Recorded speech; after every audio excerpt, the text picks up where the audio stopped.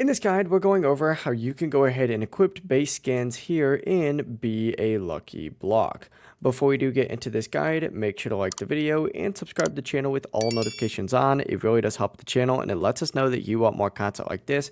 We'd greatly appreciate it. And if at any point throughout this guide you had any questions, just ask them down in the comment section below and we can help you out further. I'm going to be doing my best to reply to every single comment down there. Now, first things first, you're going to need to obviously make sure that you have unlocked a base skin in the past. If you don't have a base skin in the first place, it will not work. So just keep that in mind. But essentially from here, what you need to do is open up your settings by clicking the little gear icon. I don't know why this guy's giving me everything. This is going to be up in the top right. Select this and you're going to see your base skin section right here. Go ahead and hit open skins, and these are going to be all the base skins that you can obviously go ahead and equip. Just use the arrows to cycle through all of your unlocked skins or just select it with your mouse. But once you select one, it's going to equip immediately.